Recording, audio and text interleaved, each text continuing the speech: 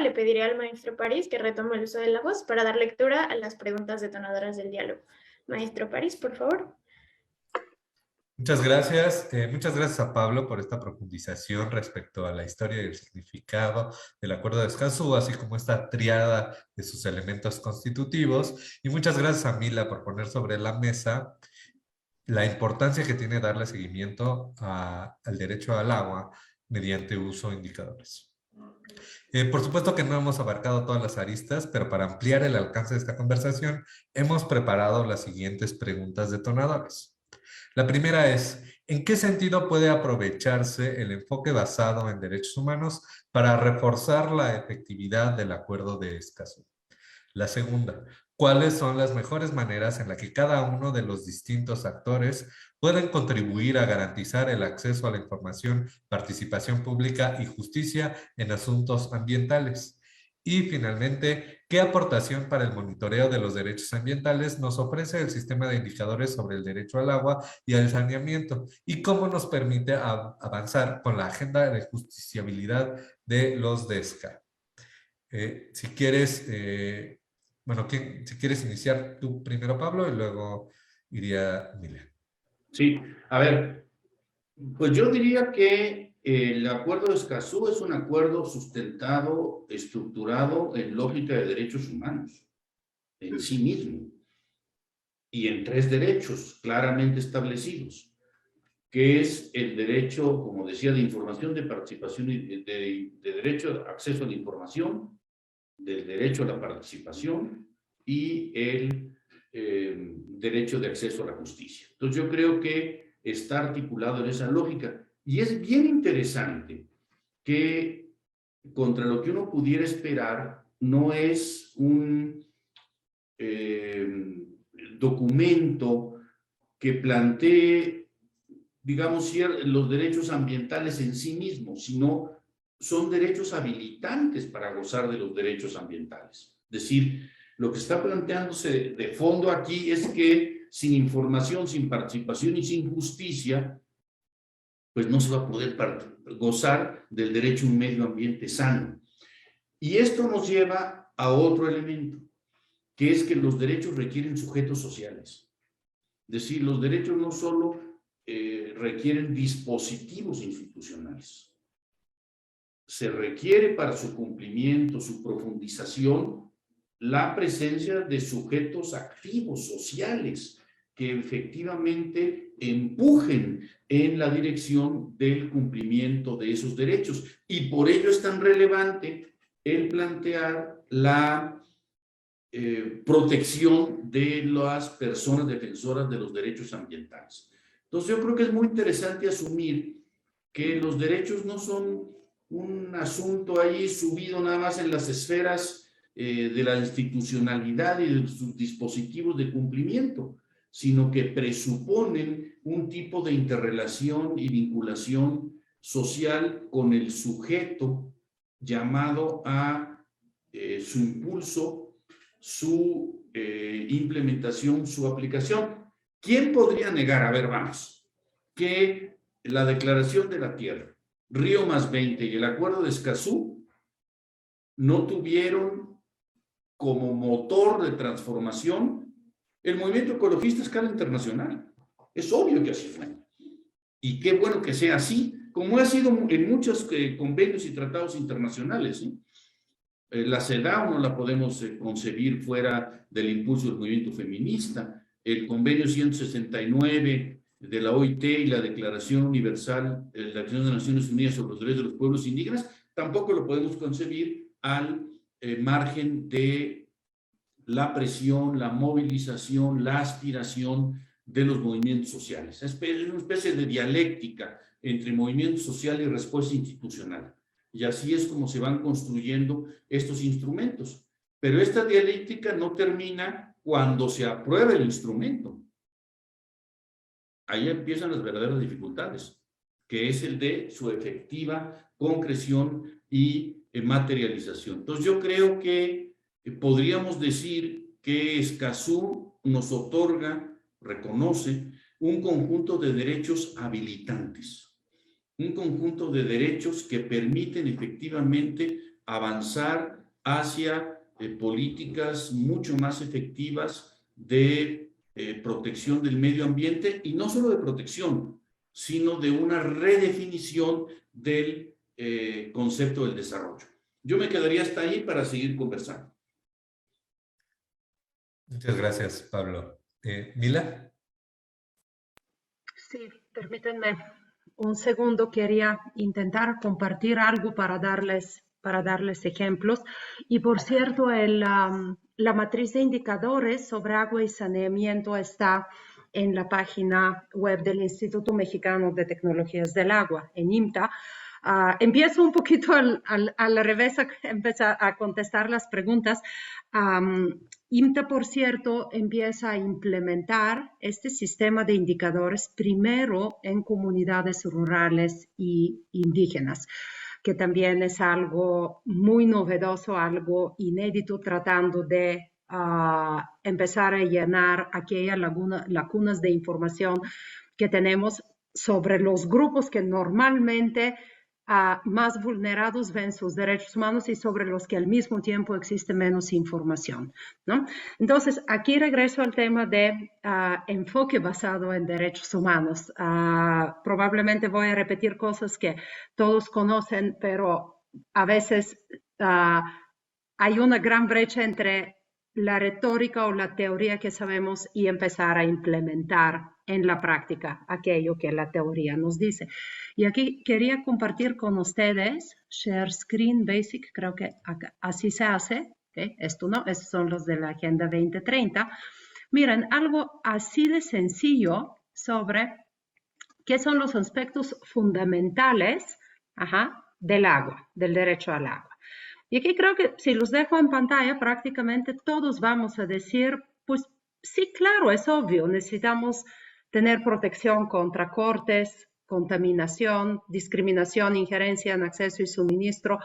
No deben de existir amenazas a la seguridad de las personas mientras que están buscando o trayendo agua. Tiene que tener cada familia o cada persona cantidad mínima para mantenerse vivo y sano. No son cosas que, ¿quién decía hace rato? Creo que Amílcar, tú, ¿no? Hay un componente a veces que podemos denominar inclusive intuitivo, ¿no? ¿Qué es lo que yo espero como ser humano, ¿no? Que debe de tener como características mi agua, ¿no? Y después continuamos con otros aspectos fundamentales, ¿no? ¿Cuánto se necesita para uso doméstico?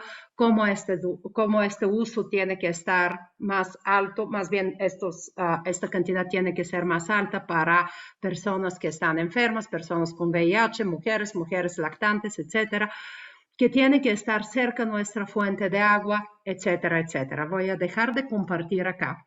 ¿Y qué es lo que sucede en la práctica? En realidad, cuando hablamos de enfoque de derechos humanos es todo esto, cómo lo empiezan a recibir todas las personas y en particular aquellas personas que se encuentran en mayor estado de vulnerabilidad y al mismo tiempo tienen mucho menor acceso a cualquier aparato o mecanismo o de impartición de justicia o de defensa y protección de sus derechos humanos. En otras palabras, ¿cómo salimos de estar visualizando en las estadísticas a aquellas personas que es más fácilmente cubrir a través de los instrumentos de levantamiento de información, llegar precisamente en los lugares o en los contextos donde observamos que hay retrocesos? Y les voy a dar ejemplos con la matriz de agua y cuál es la gran aportación que creo que logró IMTA a través de este trabajo. Primero es empezar a desagregar la información sobre todos los grupos de población e integrar, esto es gracias al insumo que tenemos desde el programa universitario y desde la matriz de la UEA, de todos los conceptos que tienen que ver con transversalidad, participación, acceso a la justicia, igualdad y no discriminación. Y esto en términos prácticos, ¿en qué es lo que lo hemos traducido? Viendo lo que estábamos observando como estándares muy, muy básicos relacionados con el derecho al agua. ¿Qué es lo que pasa en las escuelas? ¿Qué es lo que pasa en los centros penitenciarios? cuántas niñas, algo que siempre se habla pero nunca se mide, y que es el gran reto, ¿no? De nuevo, cómo transitamos de algo discursivo a algo más empírico. Por ejemplo, cuántas niñas dejan de ir a la escuela en los días de su periodo menstrual, porque no hay condiciones en las escuelas para ir tranquilamente y en privacidad al baño y no hay agua, ¿no? Todos estos indicadores relacionados con las problemáticas específicas que viven ciertos grupos de población los hemos estado integrando. Son muchos, doy nada más 1 o 2 ejemplos y voy a transitar hacia el tema de justicia y seguridad. Por un lado, hemos integrado indicadores que tienen que ver con todas las condiciones de inseguridad, amenazas, ataques, en dado caso que la fuente de agua se encuentra más lejos de la vivienda de las personas. Y aquí, cuando uno se pregunta, ¿y qué es esto del enfoque de género? Pues se visualiza a través de quienes normalmente se encargan a suministrar y traer agua en casa. Normalmente son las mujeres. Entonces, cuando empezamos a pensar en qué tan lejos está la fuente, qué tantas amenazas y peligros existen en camino, quién tiene que estar trayendo el agua, ¿no? Empezamos a armar este gran rompecabezas y probablemente, por lo menos, mi enfoque sería de empezar a levantar esta información sobre los temas sobre los cuales tradicionalmente no estamos midiendo, pero sabemos que allá radica la problemática. Y el tema de justicia es un enorme, enorme reto. Hemos definido tanto en materia de medio ambiente, ¿no? con programa universitario, como en materia de agua, un buen conjunto de indicadores relacionados sobre justiciabilidad. ¿Cuántos jueces hay en esta materia especializados? ¿Cuántos casos se han resuelto? ¿En cuántos casos se han dictado sentencias que han sido implementadas? ¿En cuántos casos ha habido reparación del daño? Estamos controlando sobre quiénes son los probables responsables, si se trata de empresas o no. Entonces, este aterrizaje se haya hecho. De nueva cuenta, invito a todas las personas, revisen los indicadores sobre acceso a la justicia de la parte de indicadores de medio ambiente y sobre la parte de indicadores del agua, ¿no? Todo eso está planteado, pero aquí, ¿cuál es el siguiente paso? Muy, muy difícil.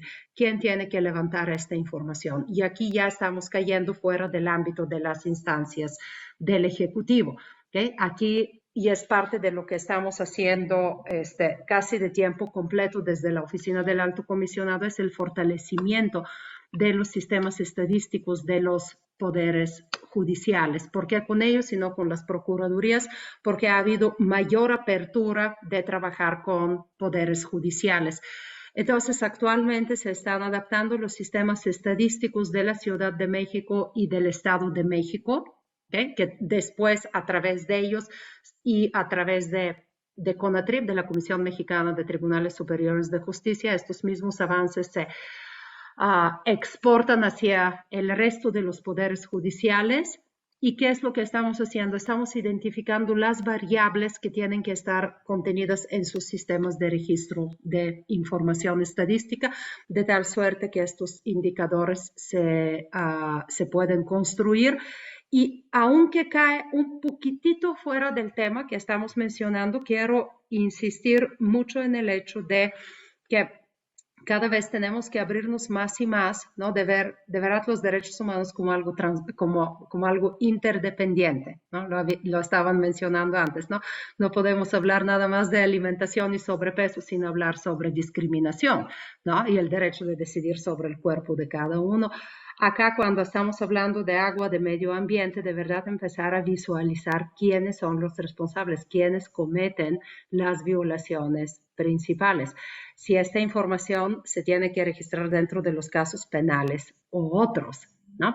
Entonces, el componente de empresas y derechos humanos lo hemos desarrollado en enorme detalle con el Poder Judicial de Estado de México para sus registros estadísticos, donde estamos registrando según, no solo en materia de medio ambiente, estoy hablando de variables en sistema cuando son responsables o probables responsables involucrados en procesos de cualquier índole, tipo de empresa, giro de empresa, si es multinacional, si es nacional, si es internacional, según el tamaño de la empresa y, por supuesto, ya en qué tipo de asunto está involucrada dicha empresa o industria. Muchísimas gracias. Voy a terminar para no tomar más tiempo. Muchas gracias, Mila y Pablo. A mí me gustaría resaltar cómo es que el enfoque basado en derechos humanos nos permite poner en evidencia lo que puede ser demasiado obvio, sutil o incluso oculto, ¿no? Nos permite hacer diagnósticos acerca de las distintas materias en derechos humanos que nos están competiendo, ¿no? Medio ambiente y el agua, de cuáles son las carencias. Y nos permiten además, bueno, los estados van a querer siempre anunciar las grandes cosas que hacen, ¿no? Nos van a querer dar la información acerca de lo que el estado quiere, porque los grandes logros. El enfoque basado en derechos humanos nos permite también observar ¿no? Todo el espectro completo, no solo poner la lámpara donde la pone el Estado, ¿no? Entonces, por ejemplo, esto que mencionaba Mila el agua en las escuelas, el acceso al agua en las escuelas. Por supuesto que sí, no han habido acciones específicas de un Estado para facilitar que haya agua en las escuelas, no va a tener la iniciativa de informar esto, ¿no? Y es que, y esto, bueno, esto se relaciona con el derecho al acceso a la información, que es fundamental para el Acuerdo de Escazú, pero este derecho también, ¿no? Es interdependiente de la participación y del acceso a la justicia. Para poder hacer una participación ciudadana, ¿no? Más efectiva, para poder intervenir, ¿no? Y poder ser propositivos como ciudadanos, tenemos que tener acceso a la información, tenemos que saber qué es lo que está pasando, cuáles son las acciones que se están tomando, qué es lo que está faltando, dónde es que es más vulnerable, cuál es la población más vulnerable, ¿no? En sentido estadístico, aunque bueno, la población es la que sabe dónde están sus vulnerabilidades, pero ¿no? En un país tan grande como lo es México, pues no podemos tener, ¿no? Nuestras propias vivencias, nada más nos dan un marco limitado, ¿no? Entonces necesitamos cosas como información acerca de lo que está pasando en todo el país y bueno, y en toda la región, para poder además hacer una participación que podría ser a nivel internacional, ¿no? Y poder hacer estos movimientos que, como resalta Pablo, son los movimientos ecologistas los que están detrás de que se empiecen a crear acuerdos, se empiecen a implementar acuerdos internacionales, ¿no? Entonces, la información, el acceso a la información y la participación están íntimamente vinculados y el acceso a la justicia también. Quienes sepan cuáles son las instancias a las que podemos acudir para estos problemas, ¿no? Podrán acudir a estas instancias, ¿no? Si conocemos que tenemos el derecho al agua, que podemos, que en efecto es un derecho que tenemos y que podemos exigirlo, entonces tendremos una mayor iniciativa de exigirlo y una mayor iniciativa de organizarnos para su exigencia y para acudir a las instancias específicas, ¿no? La verdad es que yo, o sea, mi experiencia personal es de ir, ¿no? En el desarrollo de los indicadores, ¿no? Desde que he entrado a este tema es, pues, descubrir un montón de elementos constitutivos del Estado para la justiciabilidad de los derechos que no conocía antes, ¿no? Entonces, ¿no? Los indicadores nos permiten, nos dan elementos para poder hacer este acceso a la información y bueno, ponen en evidencia esta interconexión, interdependencia entre el acceso a la información, la participación ciudadana y el acceso a la justicia. Sí, efectivamente. Ahora, yo creo que hay dos elementos. Uno, los indicadores solo indican, ¿eh? No sustituyen el análisis. Entonces hay que tener buenos indicadores, pero hay que tener buenos análisis. Un mismo dato puede ser interpretado de muchas maneras. Y en ese sentido, me parece importante subrayar que se requieren desarrollar no solo capacidades de construcción de información, sino de análisis de la información y de debate sobre esto. Entonces, Aquí hay también un reto de desarrollo de capacidades. Empiezo por el lado de la información. Ustedes claramente se están dando cuenta de que el indicador demanda muchas veces información que no está disponible. Y no es que no esté disponible porque está oculta, sino porque no existe. Porque se recolecta información sobre lo que se considera importante. O sea, también el proceso estadístico es un proceso de selección de relevancias y de jerarquías.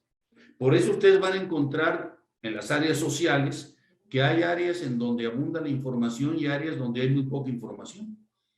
Esta misma problemática la estamos enfrentando ahora, ustedes lo saben muy bien, con el tema del seguimiento de la Agenda 2030, en donde no hay indicadores para los 169 metas. Hay para un porcentaje importante, pero hay otros en los cuales o el indicador no se ha construido porque es algo demasiado nuevo, o donde se ha construido el indicador, pero no hay información disponible.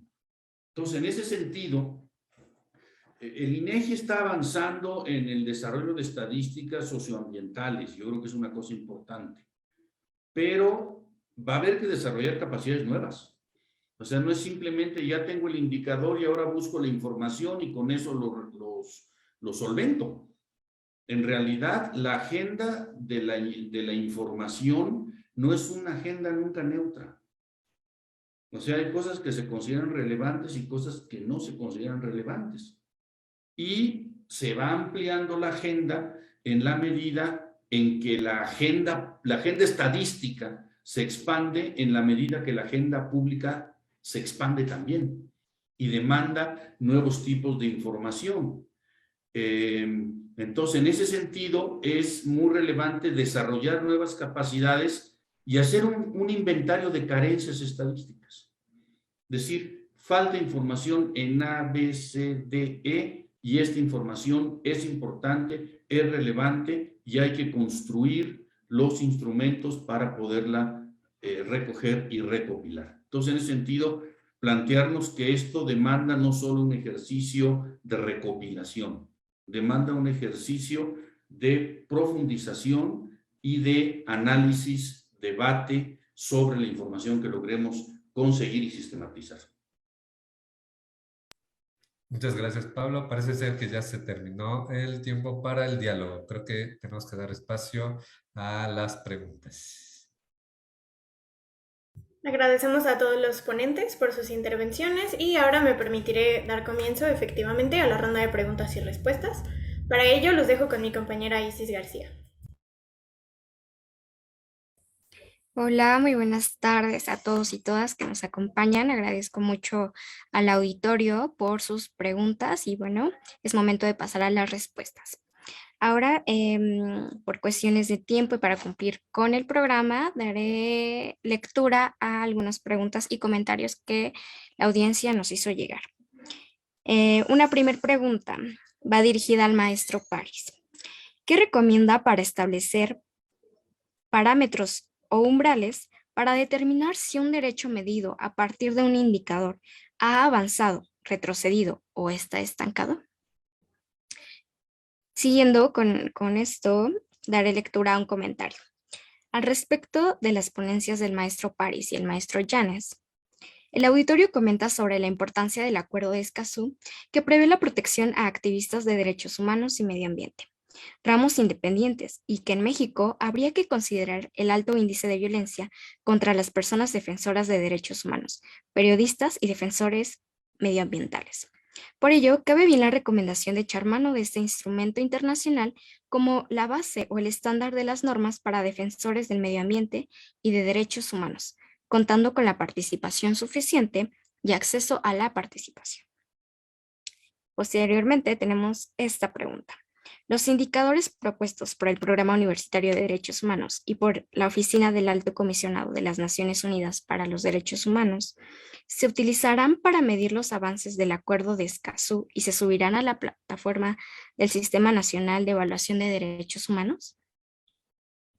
Además, también queremos comentar que en el chat de Facebook Live agradecen y mandan saludo a cada uno de los ponentes y expertos que nos acompañan. Agradecen el resaltar la relevancia de considerar a los pueblos originarios y a quienes viven en las zonas rurales y remotas. Al igual, mencionar el siguiente agradecimiento al maestro Yanes y su disponibilidad para estar en esta mesa de manera presencial en la nueva sede del Programa Universitario de Derechos Humanos. Muchas gracias, maestro Pablo Yanes. Es un gusto tenerlo con nosotros. Y bueno, también aquí en el chat agregaré de manera escrita unas preguntas para que ustedes puedan leerlas con mayor detenimiento. Le damos la palabra al maestro París, por favor, con esta ronda de respuestas. Muchas gracias, Isis. Entonces, la primera pregunta gira en torno a los parámetros umbrales para determinar avances o retrocesos. Entonces, para los avances o retrocesos, lo más importante es tener la periodicidad en la información. Es decir, que haya un compromiso del Estado de levantar la información periódicamente, porque lo más importante, en efecto, es ver no si un Estado ha llegado a cierto punto o a otro punto, sino si ha progresado o ha regresado, ¿no? Entonces, la idea no es comparar tanto un Estado con, no buscamos comparar a Estados entre sí, sino que más bien comparar a un Estado con sí mismo. Saber si las acciones que ha tomado el Estado, por ejemplo, ¿no? Aumentar el presupuesto en torno al medio ambiente ha llevado a una mejora en la situación medioambiental, ¿no? Entonces, y si no, pues entonces diagnosticar cuál es, ¿no?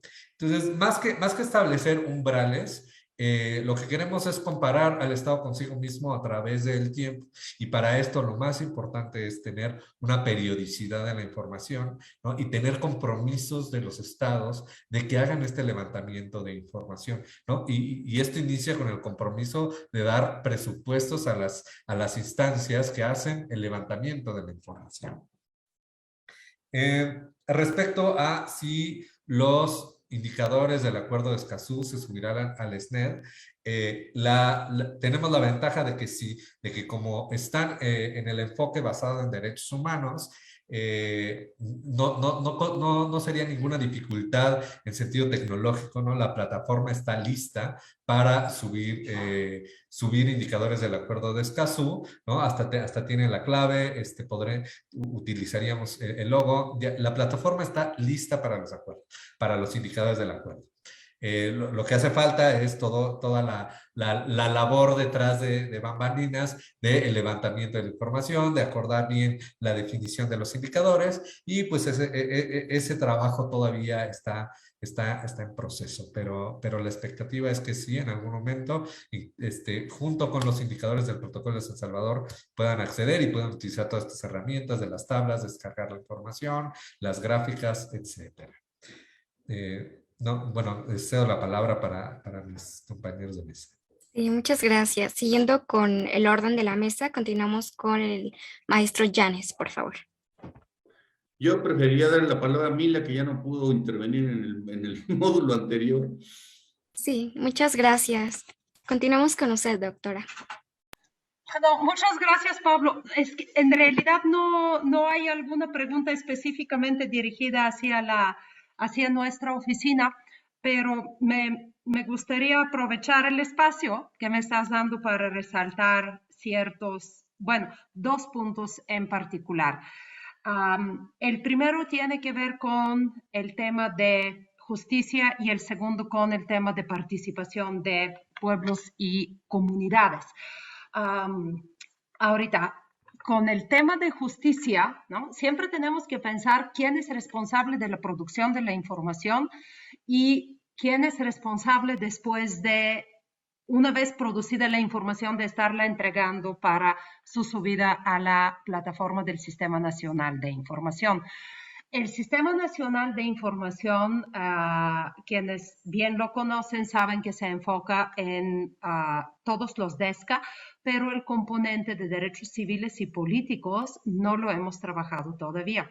La historia desde hace muchos años atrás, cuando desde el programa universitario se empieza a impulsar este proceso, es que en primer lugar se va a empezar a avanzar con los DESCA.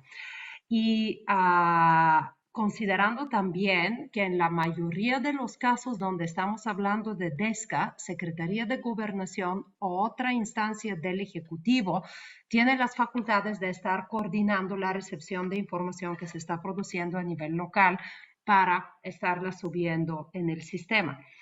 Con los datos relacionados con impartición o procuración de justicia o seguridad pública, o vamos hasta más allá, también sistema penitenciario, hemos elaborado los sistemas de indicadores en materia de personas privadas de su libertad, publicado, por ejemplo, con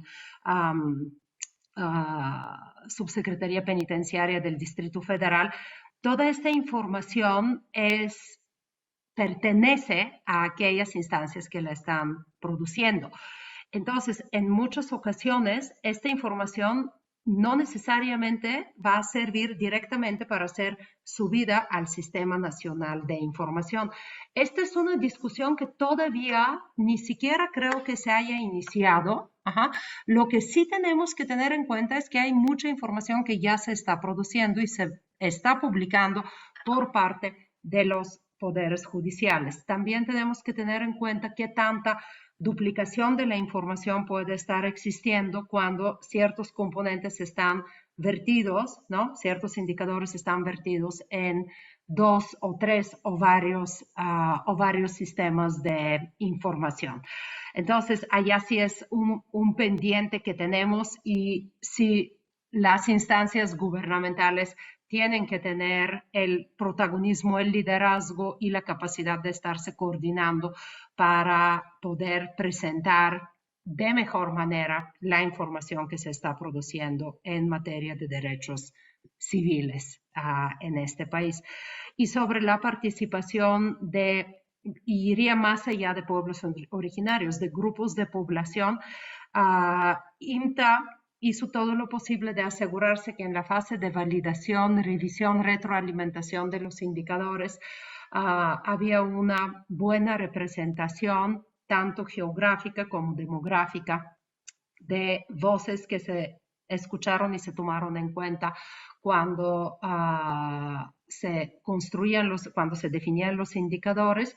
Y lo que sí estos sí son trabajos ya de muy largo aliento, ¿no? Son en realidad temas con los que no sé si los demás, Pablo, Amílcar, van a coincidir, pero no es que se produce un sistema de indicadores y ya se queda fijo por el resto de la vida o los próximos 10 años o un sexenio, ¿no?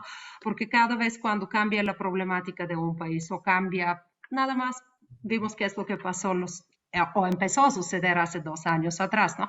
Como inmediatamente con la llegada de una enfermedad se empiezan a agudizar diferencias sociales. Entonces, nuestros sistemas tienen que estar vivos para estar integrando permanentemente las voces de todas aquellas personas que no logramos visualizar bien por el mero hecho de que no necesariamente conocemos sus realidades. Muchísimas gracias. Gracias a usted, doctor. Ahora pasaríamos con la intervención del maestro Llanes, por favor. Está desactivado su micrófono. Ya está. Problemas de la nueva normalidad. En efecto, o sea, los indicadores no pueden estar escritos en piedra, hombre. O sea, tienen que estarse modificando y tienen que estarse actualizando y tienen que estarse innovando. O sea, la formulación de indicadores es una tarea intelectual compleja. O sea, no creamos que es una cosa tan sencilla de nada más, búscale por aquí, búscale por allá, saca el cociente y ya lo tienes. No, hay un proceso de ubicar la información, ubicar lo que es relevante, qué vas a comparar con qué y qué tan relevante es el indicador. A veces me preocupa una inflación de indicadores. Yo creo que, y ya para la formulación de políticas y para el discurso público, la agenda pública, tener pocos indicadores potentes facilita mucho la comunicación. Cuando tienes demasiados indicadores, te confundes. Hay un famoso dicho que dice, mucha información es no información. Entonces, en ese sentido, no creer que un sistema de indicadores es más potente entre más indicadores tenga. Más bien es en tanto sean realmente relevantes, potentes y comunicables los indicadores, porque ese es un elemento central para construir agenda pública. Es lo que yo podría decir. Muchas gracias, maestro, y a cada uno de los expertos